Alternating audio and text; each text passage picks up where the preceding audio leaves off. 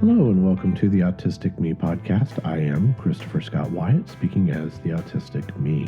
It is the holiday season, and for many autistics, including myself, this is a period of extreme overload. It is a time of social overload as well as sensory overload. It is a time during which we have to contend with most of the things that give us difficulties. It isn't uncommon for autistics to suffer so-called autistic burnout and exhaustion during the holiday period. Let me address some of the issues that I can think of for myself and others. There is a long list, so I hope this helps parents, young adults, autistic adults, looking for some solutions or at least a sense that they're not alone. Coming up very quickly, we have Thanksgiving. Unfortunately, Thanksgiving means a lot of things to me that are difficult.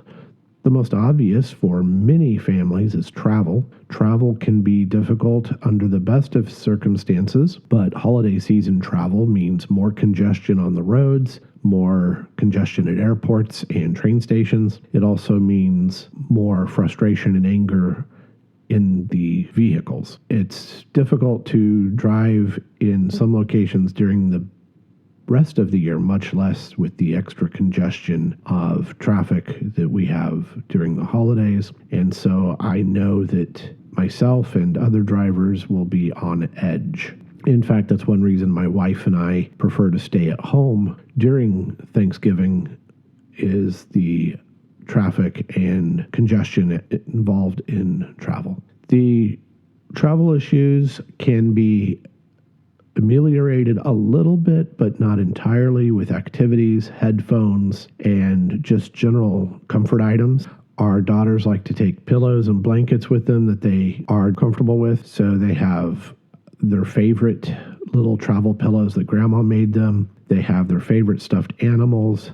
They each have a small radio and headphones. These are all things that can help. We also make sure that they have tablets or whiteboards with markers or crayons so they can be busy during travel. One of the things we don't do, at least in the car, is food on a regular basis. We avoid that. Unfortunately, as every parent knows, if you feed a child, you will soon have to pause to take a break. And during the holidays, that's difficult. We do, however, schedule regular food stops, whether it's fast food or a casual diner where we have access to restroom facilities and everything that our children might need. When we were moving from Pennsylvania to Texas, we also made use of fast food and casual dining restaurants for that same reason. In airports, I have found that it helps to eat there at the restaurant before getting on the plane. That lets the children choose something they will eat. Invariably, one of my daughters will not want the cookies or the crackers that are offered in flight and then complain that she is hungry. Also, it's difficult because so many people have food sensitivities that go along with autism or sensory processing issues. And so it makes sense to work around that while traveling. Once at any holiday destination, but especially, again, the Thanksgiving family feasts, I always like to make sure there's a space for myself and ideally my children that is a quiet room. Make sure that it's far enough away that television noise and the kitchen noise is at a minimum. It helps to provide an area that can be dark and comfortable. We don't always have access to things like bean bags and weighted blankets or quilts, but those are excellent to have on hand. Again, our daughters travel with headphones and radios. I think that's an excellent thing to have at the destination. Blocking the noise that Thanksgiving dinner time can be essential for an autistic person or any person with sensory processing. The Thanksgiving meal is a challenge for those with dietary needs or dietary preferences that may be associated with autistic traits. Children in general are picky anyway. Be open to the fact that the child might not want turkey and cranberry sauce and the crispy onion green bean casserole. In our case, we talk to the girls and find out what they want, and we make sure that we are able to fit that in with the overall menu of the holiday. Our daughters do prefer turkey breast, so we make sure that we have a turkey breast prepared. That's not the same as cooking the whole turkey and serving the breast. It is definitely cured differently and prepared differently, but we know that our little one will eat it, and we know that her sister will eat it as well.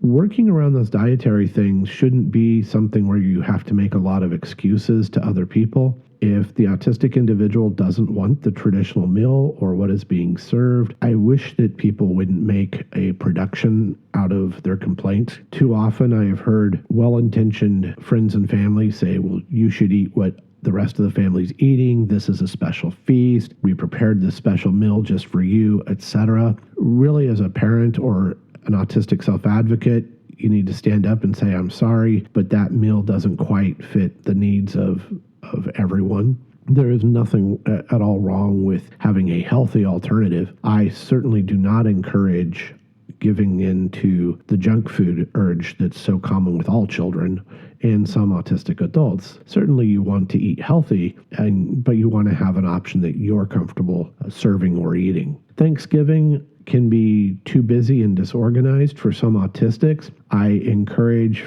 family members and autistic individuals to consider serving the autistic guest or host first. If possible, have a routine. Chaos around the table can be disconcerting. Instead of having everyone grab things, be sure that you have either a buffet line or a passing rotation for the food. Make sure that the service is consistent. Make sure that everything feels calm and organized. I know that's not easy at the Thanksgiving table, but having an organized service helps the autistic individual fit in and be comfortable with that chaotic event.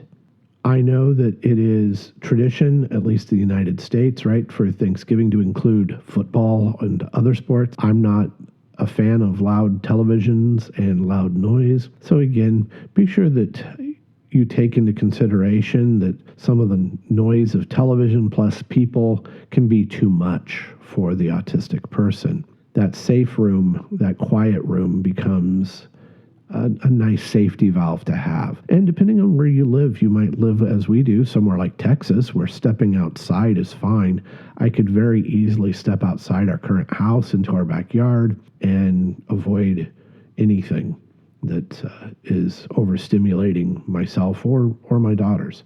We have a nice, big, quiet backyard, and I believe that having that space is the same as having a quiet room. One of the things that our daughters have wanted each year is the Christmas parades. The Christmas parades, again, you're looking at loud, noisy, crowded places with lights, with floats, with marching bands, usually with sirens at the beginning as the police go by, and at the end as Santa comes, escorted with fire trucks and police cars again. So all of these things are something to consider.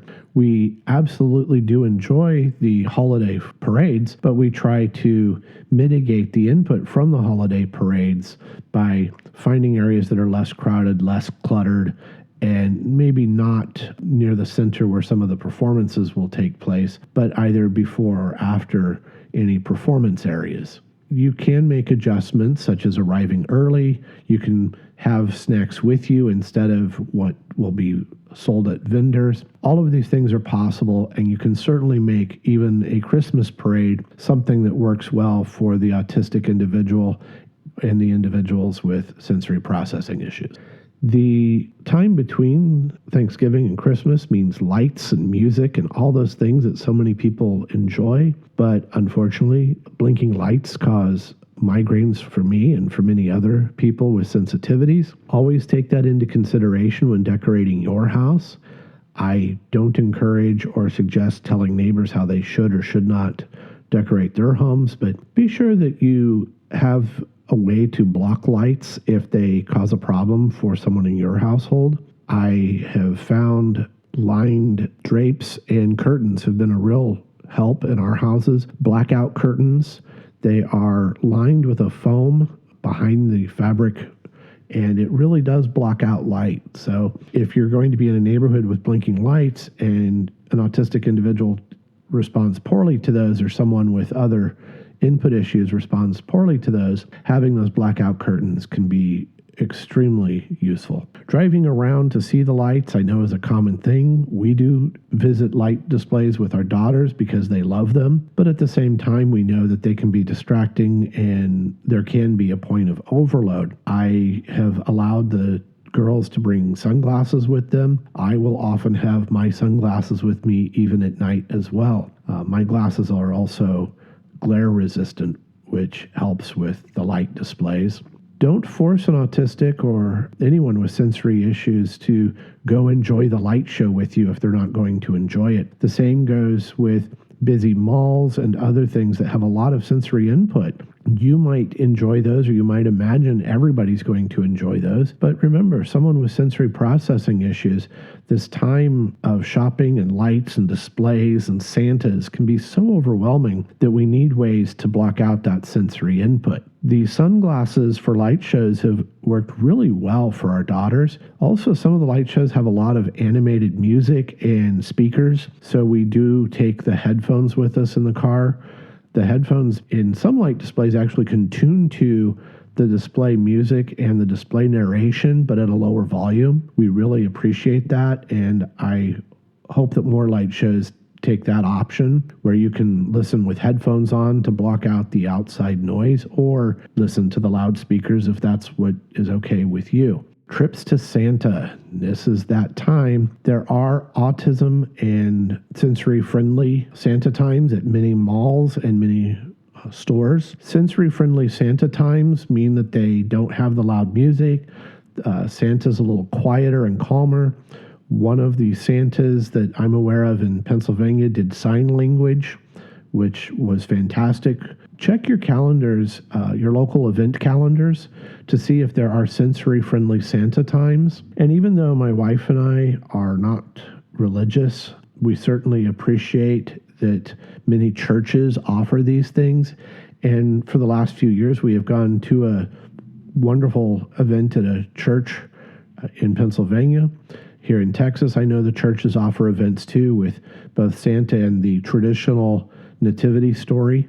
Those things that are family-friendly, that understand special needs children, are priceless this time of year. It really helps the children participate in a way that they can, and I wish that more places understood that we do need those low-input, quieter, calmer Christmas events. Every year I do try to do something special with my oldest daughter who likes to go to the theater. We have done the Nutcracker and Sleeping Beauty during the holidays. There are autism and sensory-friendly productions of the Nutcracker where they keep the lights a little brighter instead of dimming them, where they don't have the flashing effects during some of the battles or other transitions that are difficult for little children with special needs, or like myself, an adult with special needs. I happen to like the child and sensory-friendly productions of some shows this time of year. Even better, many theaters are adding sensory-friendly performances throughout the entire year,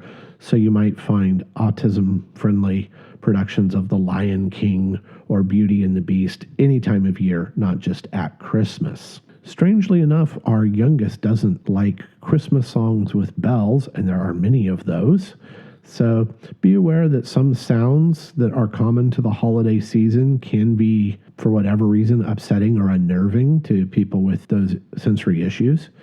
The autistic traits and the sensory processing can require avoiding things like the loud jingle bells and, as I said, other inputs that are all too common. As you lead up to Christmas, understand that there might be inputs that are too much and you need to monitor for those and then make adjustments.